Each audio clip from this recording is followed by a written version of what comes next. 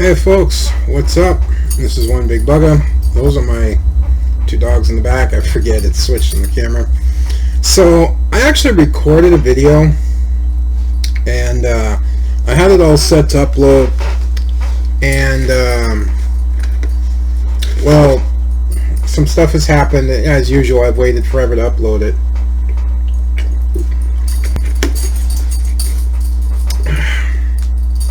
Yes, you get that sock bruise.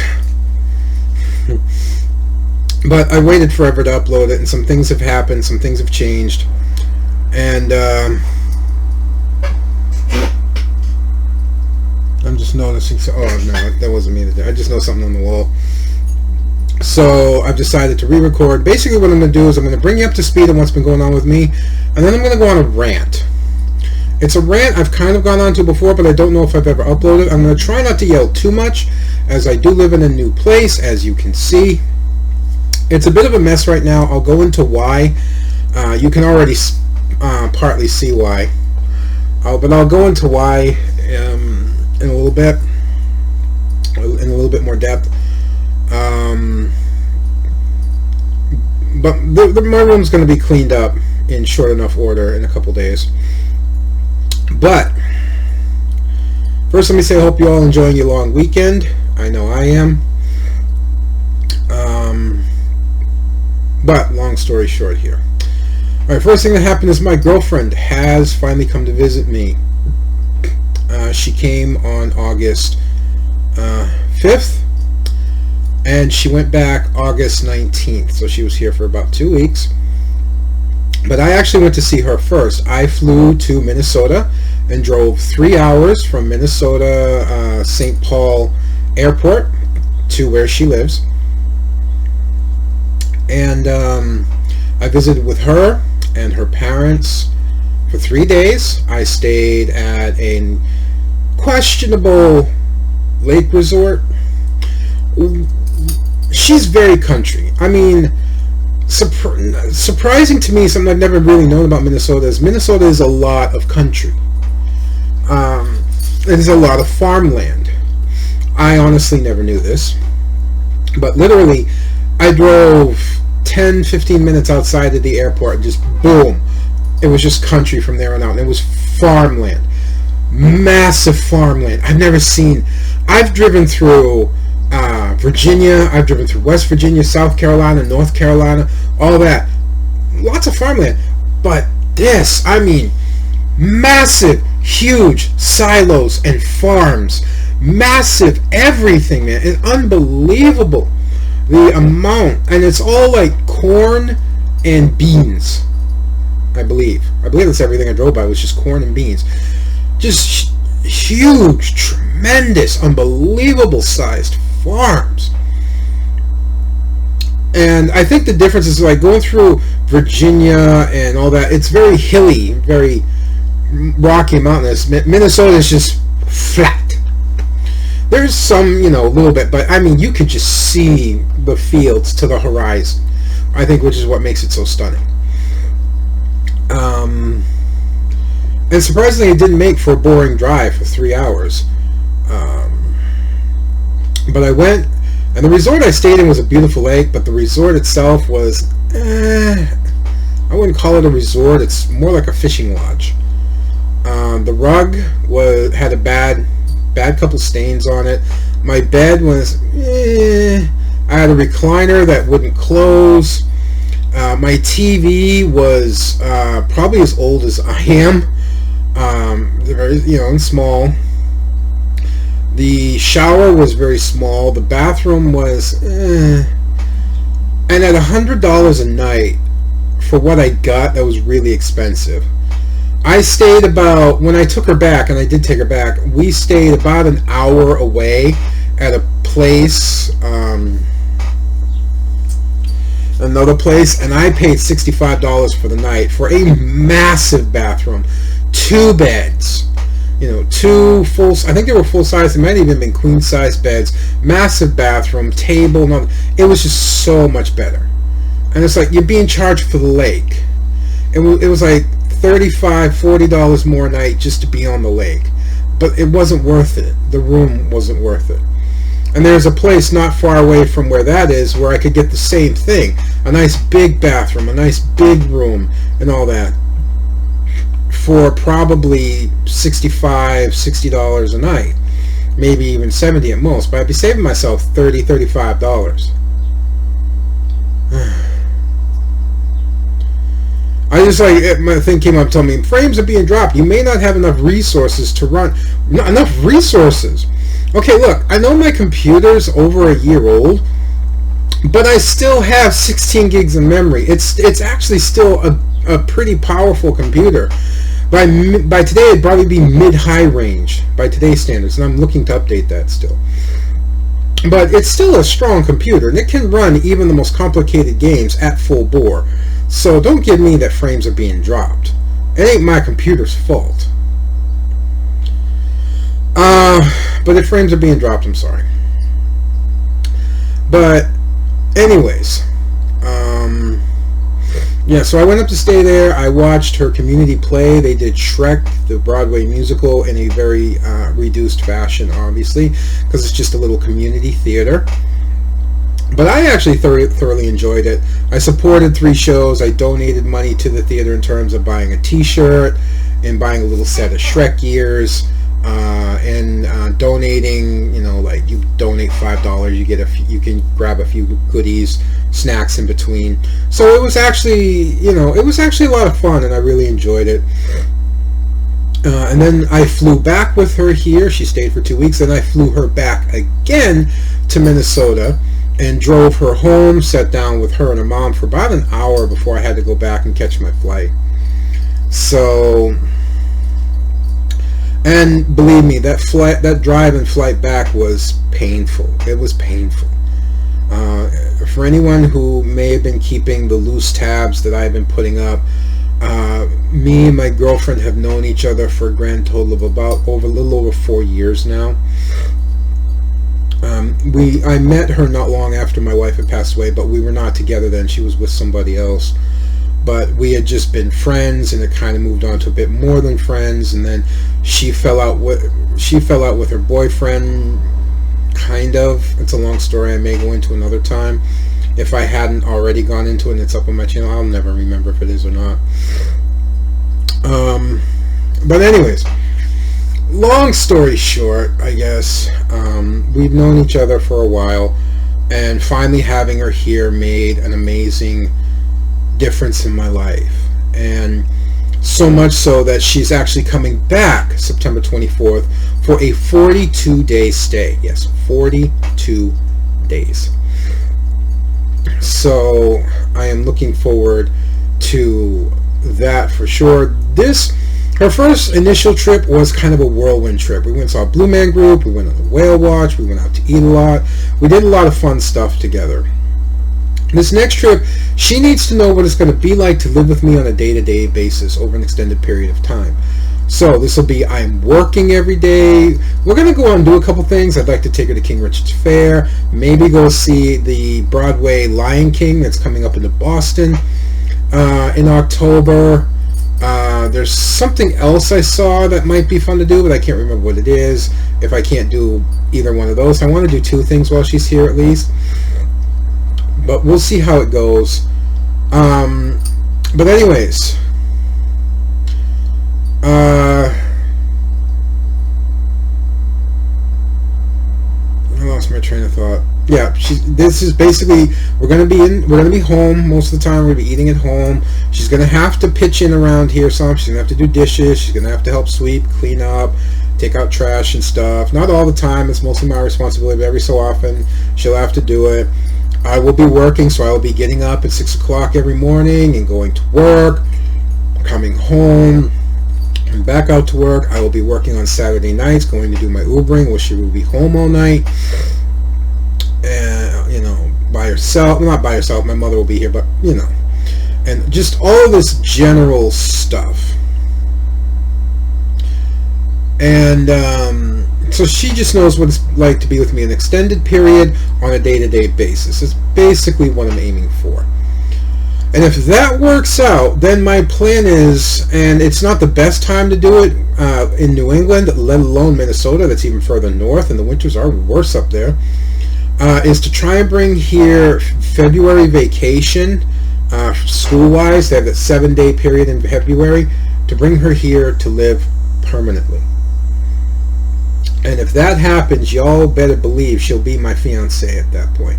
Now, for any of you who don't know, yes, she is half my age, legitimately. She's 23, I'm 46. So this is why it's taken me this long to start putting things together. I wanted her to know me for a very long time before we started moving forward, to make sure this is what she wanted, and she didn't just find someone else that she fell in love with, to make sure she wouldn't fly it off like that. She's been loyal to me for 4 years.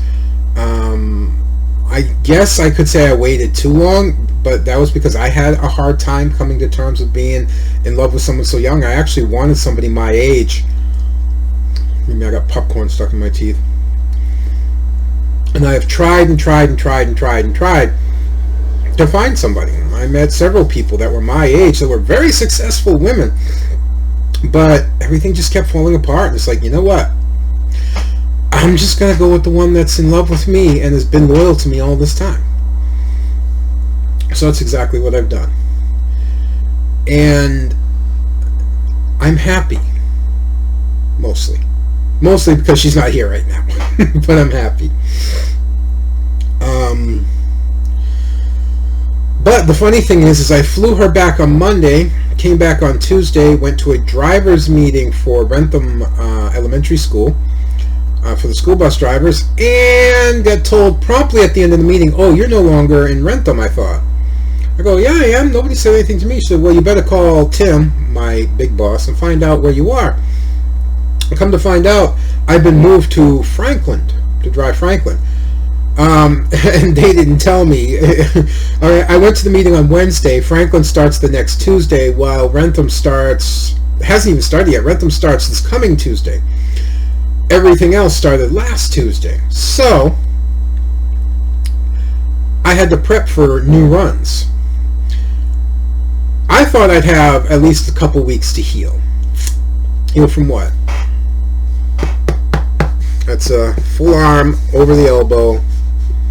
It's more of a splint than it is a cast. It's open in the top. It's plastic. It's not plaster. And it's just fully wrapped, and it comes up under the heel of my hand right here.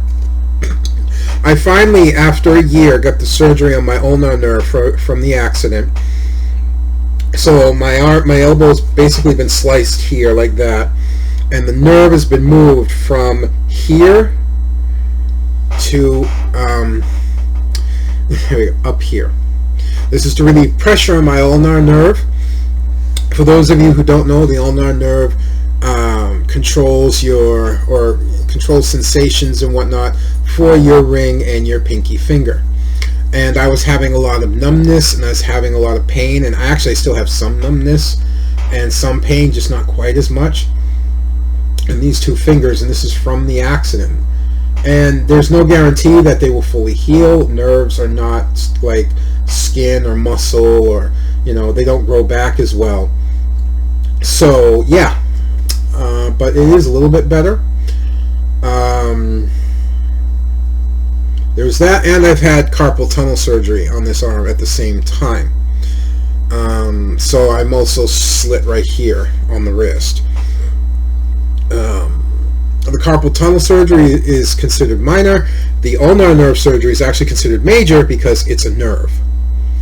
So I was in the operating room probably a little over 2 hours. The funny thing is I don't remember getting... When I went and had my my kidney stones taken care of, I remember I even climbed over onto the table, and I wasn't put to sleep till after I got into the operating table for that. When I went from my hernia and for this, I remember my bed being moved, but I never made it to the operating room before I went out. And believe me, I went out. The worst part about this, well, there's two worst parts. First off was when I woke up, I had a nerve block put onto my arm. This is to help deal with pain, so I don't need as much pain medication on getting up. Yeah, great, except my arm was basically dead. That's what a nerve block does. It completely blocks the nerves. So I couldn't move my arm. It was just, it was dead weight. I'd move and, you know, it was, I had a sling, but like when I got out of bed, my arm was out of the sling, so it would just flop. You know? And it was so disturbing. It was so disturbing. It was like having ghost limb syndrome. It's the closest thing I can put it to, even though I've never had it. It was there, but I couldn't move it. And it was actually almost terrifying at times. You know, because what if it doesn't come back? You know, what happened? But I finally went to bed that night, and when I woke up, I could move everything again. So it was a great relief. The other thing is I've actually had this damn thing on since the surgery. Was it last week Thursday? It was the week before, because they're going to have it on a total of 12 days. Was it Wednesday? It was Wednesday then? I don't know. I can't remember. I look at my calendar really quick. I'll actually figure it out. It was the 22nd. Okay, yeah. So it was 2 weeks ago Thursday. I started work. Let's see, Thursday, 1, 2, 3, 4. I started work 5 days after that. Stop with the frame drop bullshit. I have plenty.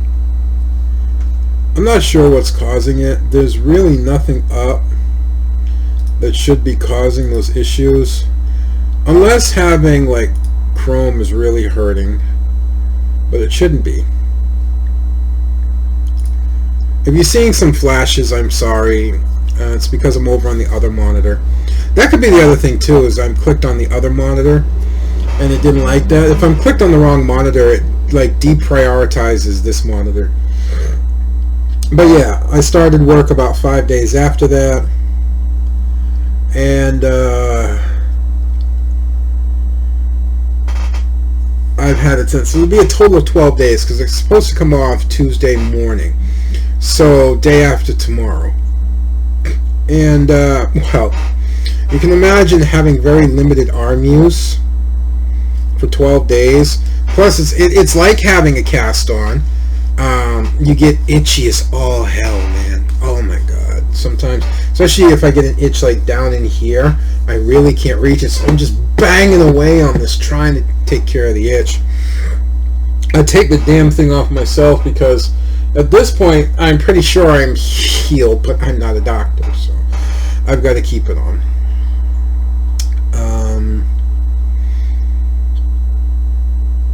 What else was I going to say? There was something else.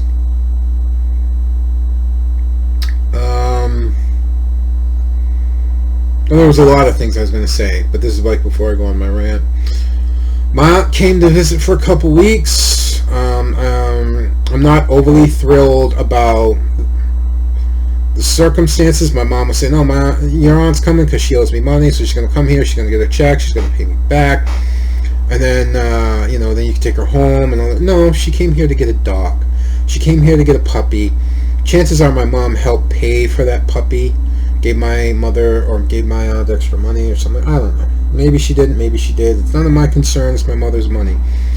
I just don't like the fact that I feel like I was lied to get my aunt here. You don't need to do that. You want her to come here, fine. I don't like my aunt, but I will bring her here because I know my mother loves her sisters, even though my aunt has done nothing but use and abuse my mother's kindness their entire lifetime. It's whatever. So I just kind of feel like I was lied to. And apparently yesterday, actually the day before, my aunt got a call.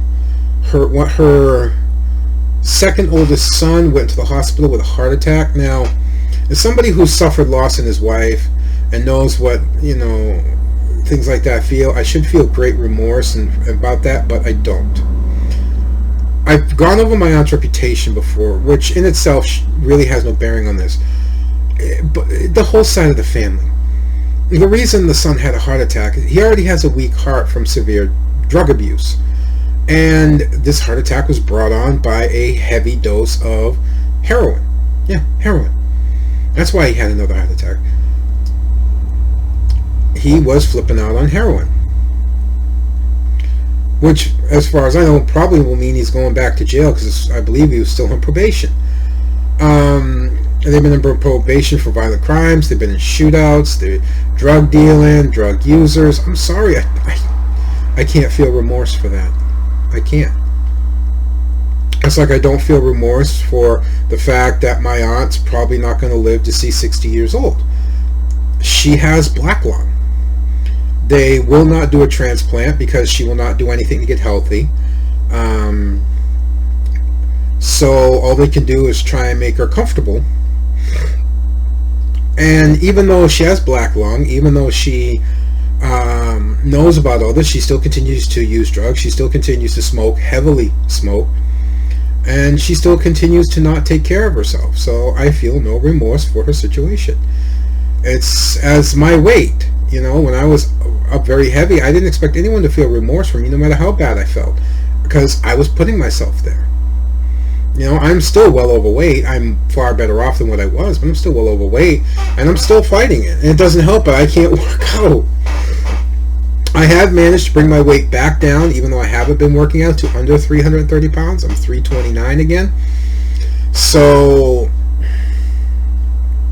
but I want to go further. I want to get under 300 pounds. I want to get down to 250, 225. That's where I want to be. And that's a long road to go, because that's still 100 pounds to lose.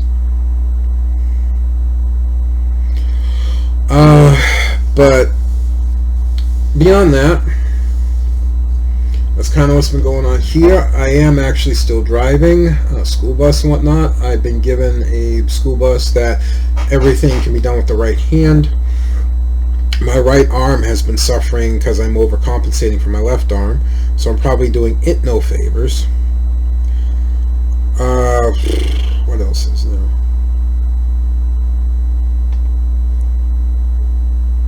I'm trying to think if there's anything else. The one thing my mom did that really upset me is I came home one day, I forget from what, and there was just like a mountain of furniture here.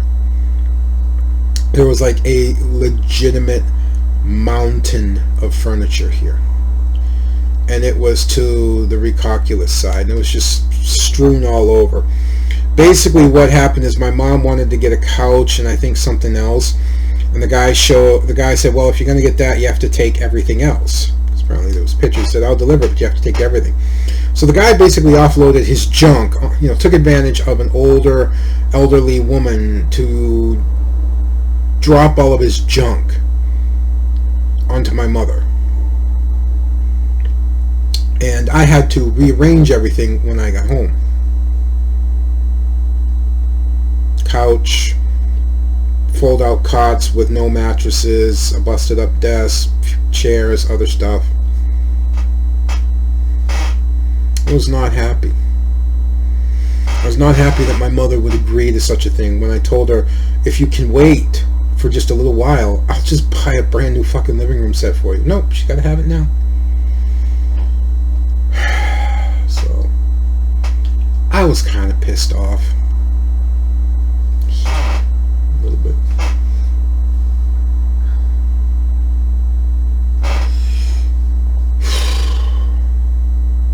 But that's all passed and everything's a lot better now. I'm doing better. I'm looking forward to getting this off. My car accident, my settlement is still pending. It has been over a year now. It has been over a year. I got into that accident at the beginning of August. So it has been well over a year. We are just working on getting the opinion letters from the doctor. Hopefully we already have one. I know one agreed last week or the week before, so hopefully that letter's already in. We're waiting for the letter from Dr. Bowman, who is my knee doctor.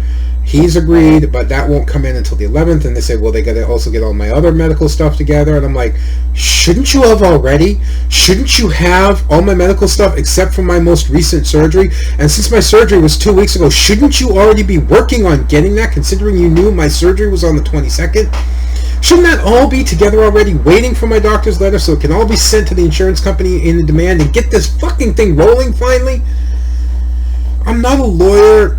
I don't know the workings, but it does piss me off because I feel like it should be done by now. Not the case, but everything should be gathered up and standing and waiting to be sent out. You know? I'm tired of waiting. Tired of waiting. I need a whole brand new fucking knee thanks to this accident. You know, I have 2 fingers that may always have numbness and pain in them, and from this accident. I just tired of waiting, and I want this fucking court case done.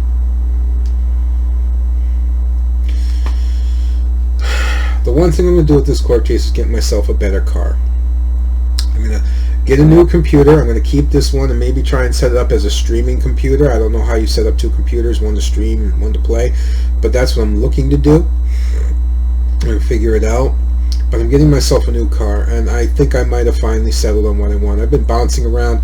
Oh, a Buick Enclave, which is not out of the realm of possibility. Oh, the new Volkswagen Titan, actually, or Atlas looks really good. But honestly, I've actually taken the time to sit down in, get comfortable in, and look around Fords. I know a lot of people, Ford, yeah, look. The Lincoln Navigator has taken over as the #1 super luxury SUV. It has eclipsed the Escalade, finally, after all of these years of Escalade dominating on top. The Expedition is just a Navigator without its makeup.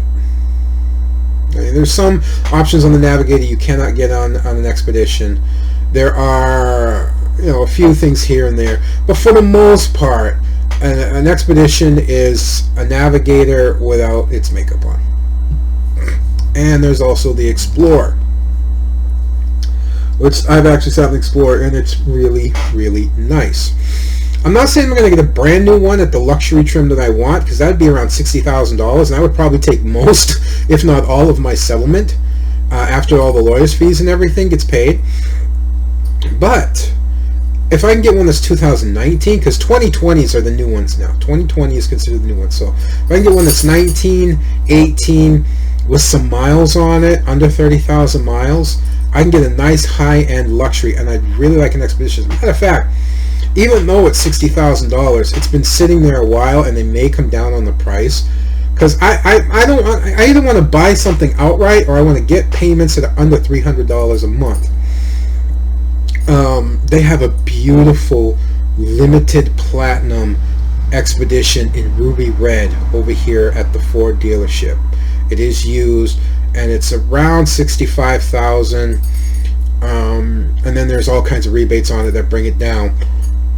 If it can come down to, I know this would be a big chunk, but if it sits there long enough, they have the incentive to get rid of it, to make money on it however much they can.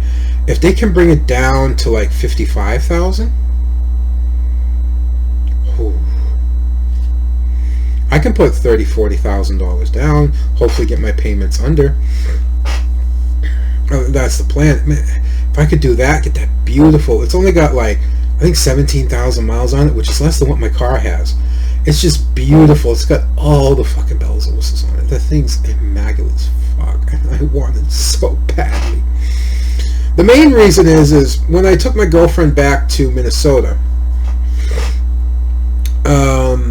I was supposed to have an Explorer or something similar to Explorer, so an Arcadia, an Equinox, something of that nature. But Avis, who I rented from, didn't have that, so they had to bump me up to the next level. So I got in what they call Elite SUV, and I actually got an 8-passenger Tahoe. Oh God, was this thing amazing! And again, it had all the bells and whistles, and it was just this big monster. And I drove a Nissan Titan. I actually rented a truck while I was there for the 3 days, and for the day of when I took her back, I had this Tahoe, and just big vehicle felt right for me. My Camry's a good car, but it's a car. I've gone over this before. It's a car. Okay? It's low down. I feel like I'm driving in the bathtubs. And yes, it looks really cool, and it's nimble and all that, but it's a car. Getting in this Tahoe, getting in the Titan, felt just this big, powerful V8 vehicle felt right. Now, granted, the Expedition does not have a V8. It actually has a V6, but it's a turbocharged 6. So, it's not a big turbo. It's not like a huge turbo. It's a small turbocharger. But it still puts out like 350 horsepower or something like that. It's still pretty strong. So, and even then, the power is not the thing for me. It's just being up in something big. You know, it's being up in that big vehicle, being up high, having that commanding view of the road, that big hood out in front of you.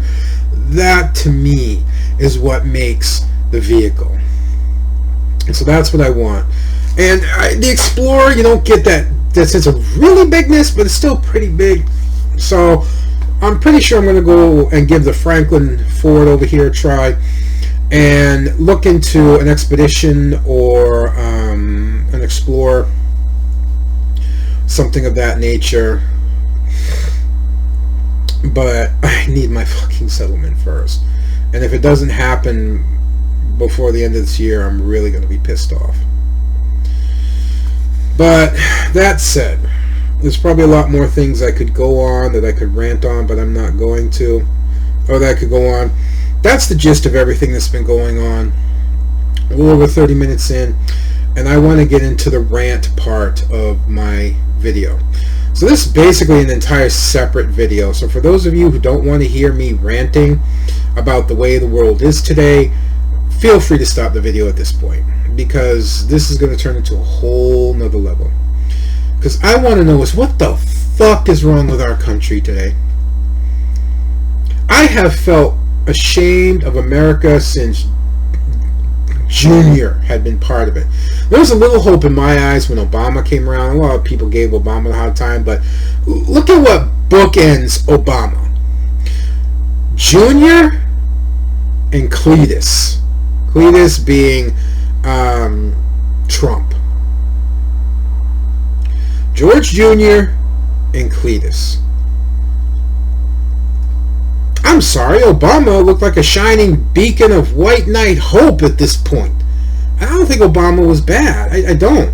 But then you compare him to these other two? But it's not just Trump. I'm sorry, again, how many mass shootings have we had recently? I was just driving a guy last night when a text came through from Texas. The guy's from Texas. And he has an app somewhere that gives him news alerts from Texas. They had just had another mass shooting in Texas from around his hometown. This comes after the one, I think it was, what was it, Ohio? I can't keep track anymore. It was one like what, in Ohio. They had another one in Texas a little bit before that. If you look at a graph of countries that have mass shooting epidemics, that graph is made up entirely of one country, United States.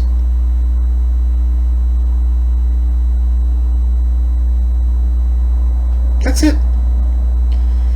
Countries that suffer mass shootings. So how many mass shootings we suffer average a year? The United States has a bar like this long, where like everyone else is, you know, the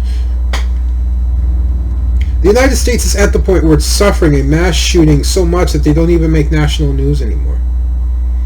We suffer an average now. What used to be once a month mass shootings is now greater than that. More than once a month on average. Hundreds of thousands sometimes of people die through mass shootings. We are so afraid of terrorists. Okay, we are so afraid of terrorists attacking our airlines, attacking our government buildings, that you have to go through metal detectors, security guards, pat downs, metal detection wands, dogs. You have to go through a body scanner at the airports. You have to walk into a scanner and put your arms up, and the body scanner, not just a metal detector, but the body scanner as well. And if it detects anything, then you got to go through a pat down. You got to take your shoes off. You have to take your shoes off at an airport. Because one guy tried to light his shoes on fire. And yet, we go through all of this to protect ourselves from terrorists overseas, when the terrorists that we're having to deal with live in this country. And they're anyone who has enough of an issue, enough of a problem in their life, that they go out and they are very easily able to get an arsenal of assault class weapons and go to a school, go to a movie theater, go to a park, go to a hotel, go to anywhere where there's a giant gathering of innocent people and open fire, wounding and killing and traumatizing countless at times. And yet, despite all of this, despite all of these killings, despite all of this fear and terror that these people inflict because of how easy it is to get hold of such weapons,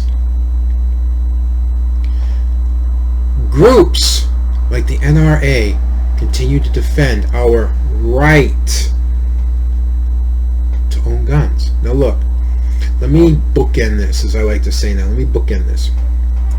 I do see a use for guns in civilian hands. Lower powered handguns, long barrel single shot rifles, and shotguns. Much like England has, except I don't think they allow the handguns. Weapons that are very difficult to conceal, that are slow firing, slow reload. That I'd be okay with. That is an excuse to defend your home. That is hunting stuff.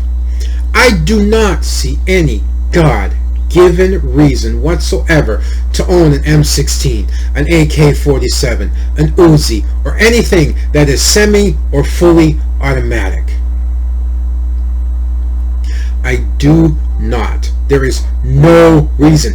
What? So we can defend our homelands if something happens? That's one of the excuses I hear the NRA say. So that we can defend our homelands, and I don't mean just like our personal homes. I'll get to that in a minute. Our country. Yeah, as if we're still Minutemen, as if we're still militia. As if if we get called into action, we're going to have to bring our, BYOG, bring your own guns. No. And to defend your home, do you really need an AK-47 or an M16 or something along that nature to defend your home? A simple handgun will do in most cases, or a long-barreled shotgun, or rifle. And there's usually cops not that far away, minutes in most cases.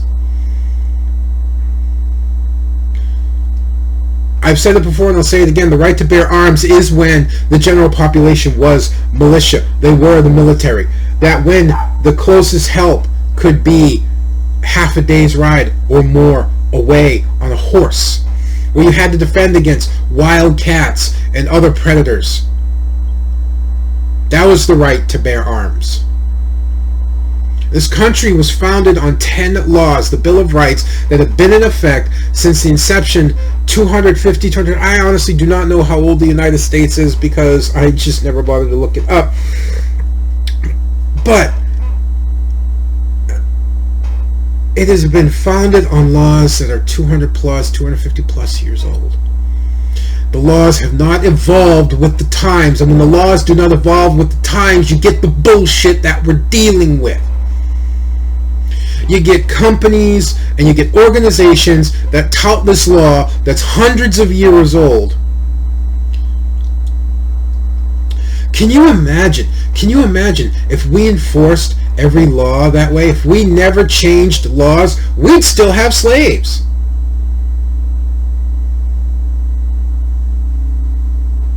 Women wouldn't be able to vote and hold jobs and work. Women would just be at home, the old cliche, barefoot and pregnant. They wouldn't have a voice in this world. The laws need to evolve with the times. The guns are no longer single-shot, muzzle-loading muskets. They're semi and fully automatic weapons that are capable of spitting out an amount of death and destruction that's unfathomable to the people who enacted those laws of right to bear arms could ever think were possible. There is no reason to own a gun that powerful as a civilian. And that's the other thing I hear is, well, if our military decides to go rogue, if we have a dictator, a president that decides to go rogue and take over the military, this and that, we need to be able to defend ourselves. Yes, because I'm really sure a bunch of guys with fucking M16s and AK-47s will do really good against an M1 Abrams. I'm sorry, but the reality of something like that happening is so far-fetched, it's unbelievable. An entire military flip-flopping and becoming a very bad police state to an entire country. It wouldn't stand. It would never stand. The military would revolt against itself. I don't care how many people you put into powerful positions. Soldiers are better than that. If you think that would happen, the trust and respect that you give every private in that military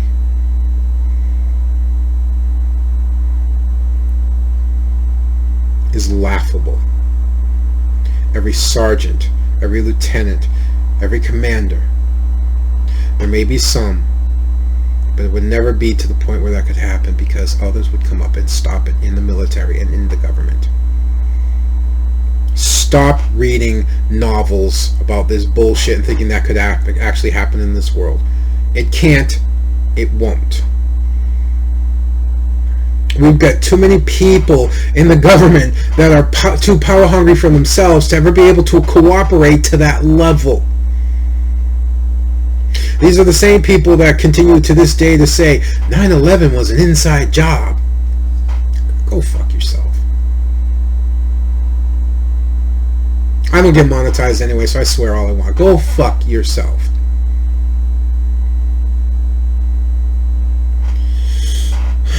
But that's not bad enough. Gun control is the worst.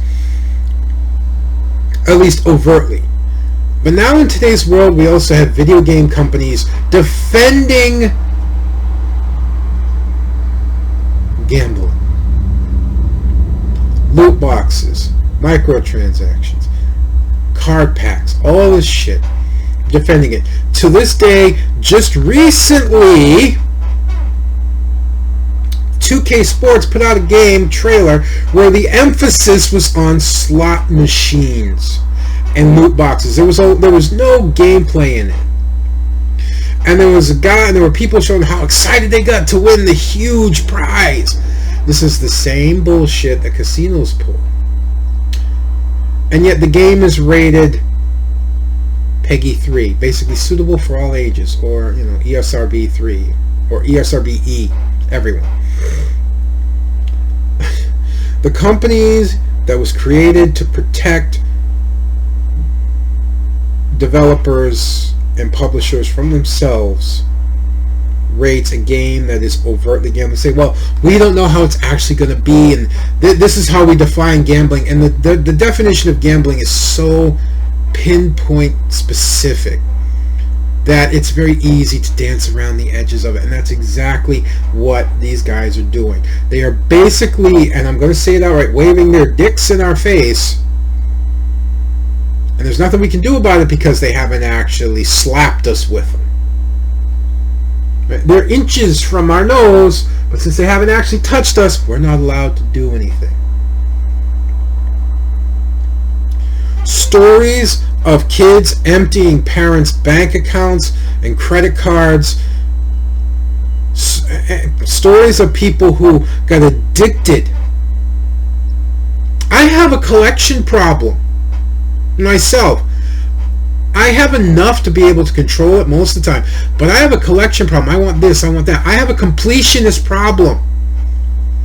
So I have a very hard time not just buying packs or buying stuff.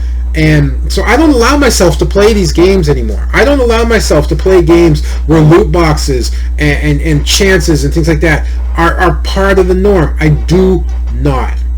I think it's wrong on every sense of the level because I know what that pull is like.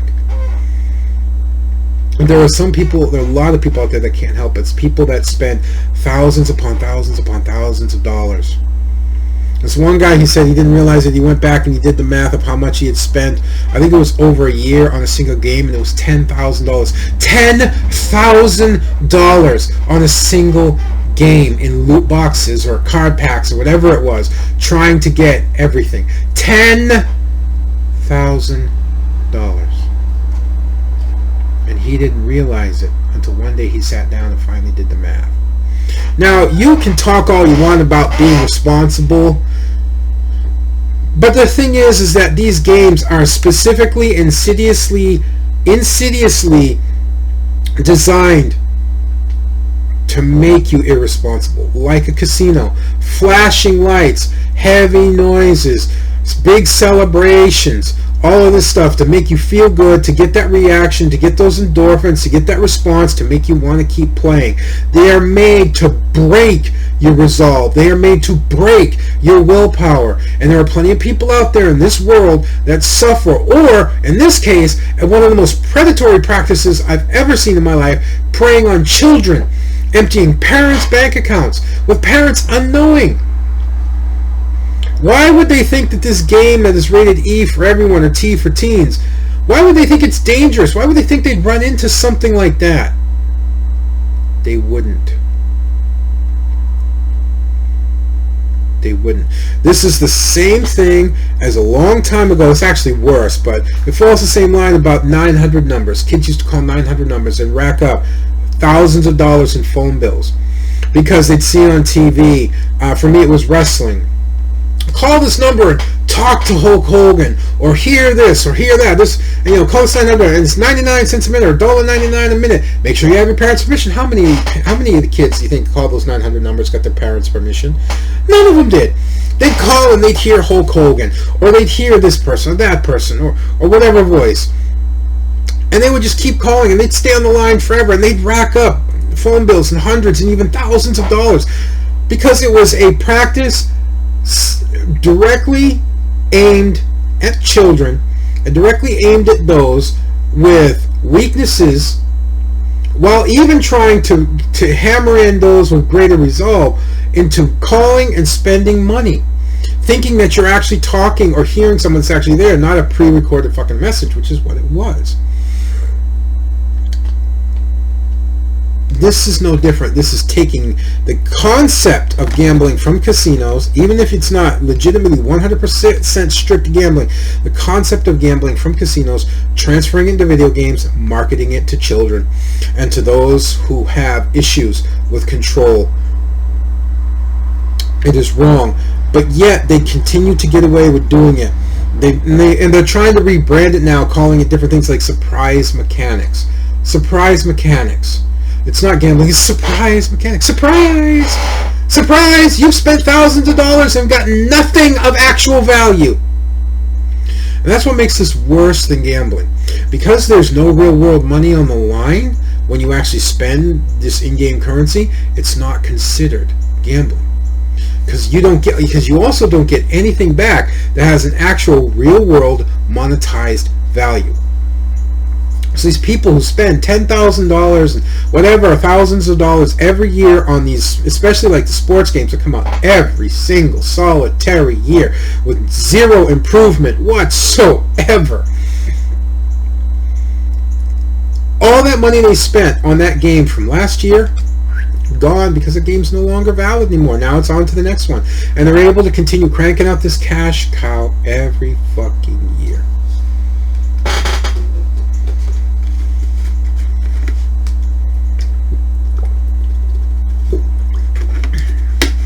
And to think, America's worst greed that they had to deal with at one point was oil companies and the oil prices rising up over $2 a gallon at one point. For the general public, it's gotten worse in other places. It's over $3, and in some places maybe even over $4. But that was the worst thing that we ever had to deal with. That was the worst greed. That's what got people outraged and yelling and screaming. Look at it now. I look out my window at a gas station that is literally just up on the corner here, and I can see it. And the gas prices have dropped to $2.44 or $2.43 a gallon. I'm thinking, whew, wow, that's really come down, man. That makes me smile. It makes me happy. When I was 19 years old, I was paying 99 cents a gallon. If it got up to $1.30 a gallon, that was expensive. And now I'm breathing a sigh of relief at $2.44. What?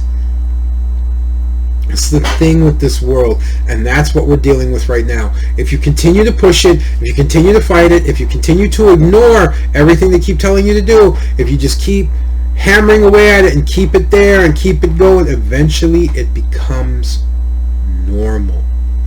It becomes the norm, and everyone gets used to it. All the fervor and bullshit dies down, and you can just continue to get away with it. So what's wrong with this world today? We're being run by large organizations and massive corporate greed. Would you think maybe nothing's really changed? But no, it has. This country has gone back to... We're following a cycle. And the cycle goes like this in terms of corporate greed. They push and push and push and push and push and push and push and push and push, trying to get as much as they want, get more, get more, get more, get more, and all of a sudden, boom, bubble pops. Back down they go. We go through a crash, and then they try again. And they keep seeing if they can get higher than last time. They want to see just a little bit, if they can get a little bit closer to the sun.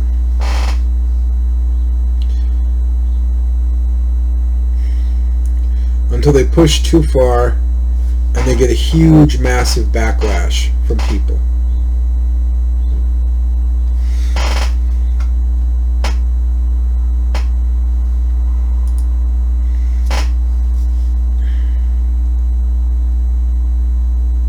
You know, it depends on what it is. Like, when the stock markets crashed originally, it was corporate greed that caused it. When the stock markets crashed again, when car companies like Ford, Dodge, and GMC were threatening to go bankrupt, when other banks were threatening to go bankrupt, the government had to step in and bail everybody out. Corporate greed caused that. That's exactly what's happening again. They're ignoring everything else except how much money they can make, as much greed as they can possibly get. And all I can hope, all any of us can hope, is that there's enough of a backlash that happens soon that puts a stop to it. But it doesn't matter, does it? It doesn't matter. Because once the fervor dies down, once everything recovers and the dust settles, they're just going to do it again.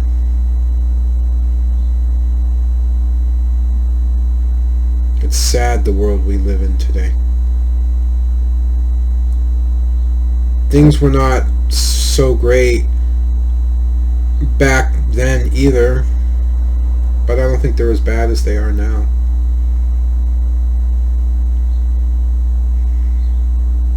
This is why I want to move to where my girlfriend is out in Minnesota. Once everything is said and done here in Massachusetts, once all my responsibilities, and I have nothing tying me to Massachusetts anymore, I'm going to sell as much as I can, pack up what's left, take my dogs with me, take my girlfriend, and we're going to go live where she does. Why? Because it feels like it's so far away from the world's problems. Small little town, small community, where their biggest concern is, how are your crops? They doing okay? I know it's been really wet. They're not flooded out, are they? People help people. Community events like community theater, little fun community fairs, county fairs. It's like a throwback to when I was a boy. Make America great again. America hasn't been great since World War II. We're run by corporations, big businesses, and big organizations like the NRA to push their own agenda, to push what they want. It's not what's best for the nation, it's what they want. It's how much money they can get, it's what can they get out of it. Are they allowed to keep their arsenal of guns? How many billions of dollars can they make? How many millions of dollars will their CEOs get in bonuses? That's all they care about. They don't care about us. They don't care about the common man. They don't care about the people working for them, let alone the people who buy their products. Uber abuses rider and driver alike. EA abuses customer and employee. The NRA don't give a shit about the hundreds of people, the thousands of people that get murdered every day, as long as they get to keep their guns. The president doesn't care about you. Doesn't care about me. They're trying to take away health benefits. They're trying to take away health benefits. In a world where Canada gives away free health care, where places like a little country like Iceland does a better job at health care than we do. Because we have senators and congressmen trying to push their own fucking agendas, thinking what they want to do that's best for the people, rather than actually do what's best for the people, and that's give us access to free health care. Why the fuck do I have to pay $500 plus a month? I'm paying more for my health care every month than my car, just so I can be healthy.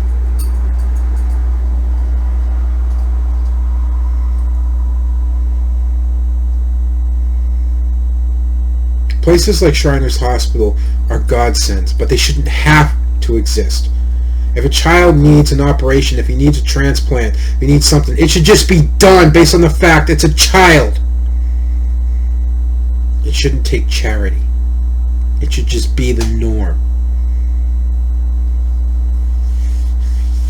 Now, this country can't agree on which fucking side of its mouth to talk out of. It can't agree on where to take a fucking piss. And I'm talking about the government. It can't agree when to fart and when to shit. You're never going to agree on health care. The only time things will happen is if the people, if we were to come together in a show of force. Like back when African Americans were fighting for the right to be equal. Back when women were fighting for the right to be treated equal. Back when, like, Martin Luther King was leading. A show of unity, a show of strength. In numbers. But today's world is purposely designed to keep us separate. It is purposely designed to keep us separate. To keep us bickering, to keep us fighting among ourselves, because businesses and governments know the worst thing that could ever happen is if the people come up and agree together. So they make sure to keep us as separate as possible while downplaying everything until the fervor dies and everything goes back to normal. And eventually, like I said, it becomes the norm. I don't want to live in this country anymore. I'd rather go live in Japan, England. I don't care. Anywhere but the United States right now. Seeing as I can, I'm going to do the next best thing. I'm just going to move as far away from the world's problems as I can without leaving the mainland. When I retire, I'm not going to Florida or I'm not going somewhere south. I'm going north. Going to a state known as Minnesota. I'm going to move out into farmland country Well, hopefully the world's problems are a little more than local news. I just don't want anything to do with it anymore. I just don't. I'm tired.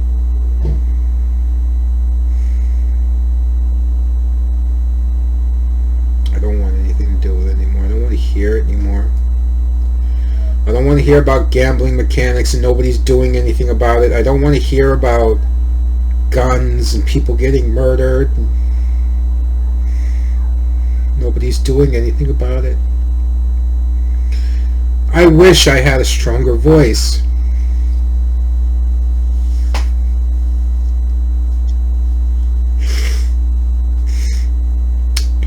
I wish I was a PewDiePie, Jacksepticeye, or Markiplier. I wish I was more charismatic, more confident. Maybe I could step out into this world and lend a voice. Maybe rally people. Something. Families and children should not have to worry, and they should not be preyed upon by people who make video games. Schools should not have to be talking about armed security guards and metal detectors to keep children safe. We do more to protect ourselves from terrorists at airports than we are doing to protect ourselves from the terrorists that are born and grow up here, that buy arsenals of guns and shoot up public places and kill many innocent people.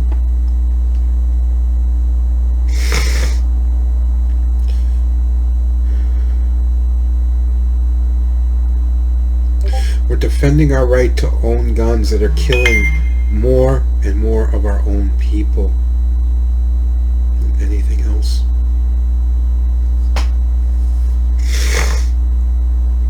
What the fuck is wrong with our world? What is wrong with our country that we are doing this? Why? Why? Why are so many innocent people having to die and nothing being done? Why are so many innocent children being preyed on by greedy billion-dollar corporations? Why? Why is this allowed to happen? Why are they blatantly allowed to do this? If there's ever a time that we needed somebody like a Martin Luther King, just somebody that people could rally behind,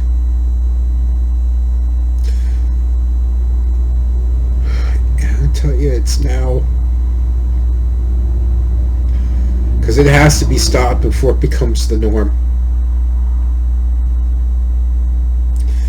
We should not have to worry about our children and their future.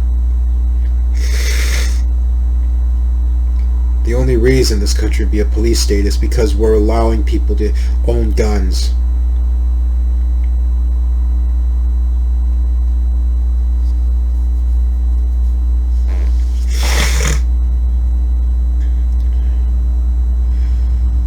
I don't have much of a voice. But for anyone who does watch this, and for anyone who does hear this, don't let it become the norm.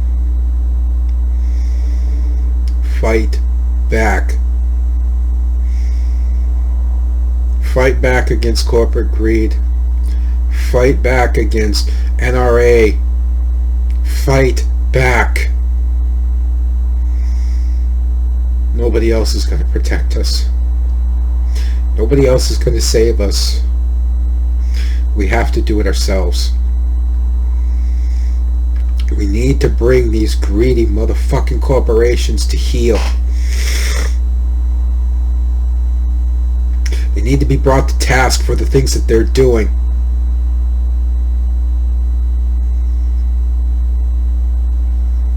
You go and watch Genesis or Disturbed cover.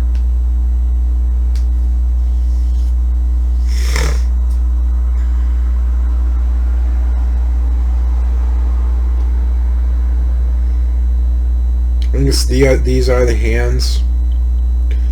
I have the song. This is Genesis song. Oh, Land of Confusion. I'm sorry, that's what it's called. I know the song. It's Land of Confusion. Go listen to Genesis Land of Confusion. Or even better yet, go and look and look at Disturbed's cover of Land of Confusion, particularly on YouTube, the video as the song, and you look at how that song pertains to this time more than when Genesis actually made that song, when that Genesis actually put that song out. How relevant, how fucking relevant that song is. Or The Sound of Silence, again, Disturbed did the cover, but The Sound of Silence, how much that song is relevant in today's world.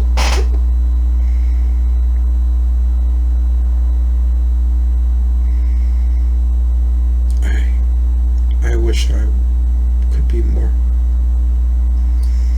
because this country needs more. We need somebody. We need someone to spark, to follow, to light, to guide the way, to rally behind and fight back. We need someone. Because if we don't, Lord help our future generations and what they'll have to face.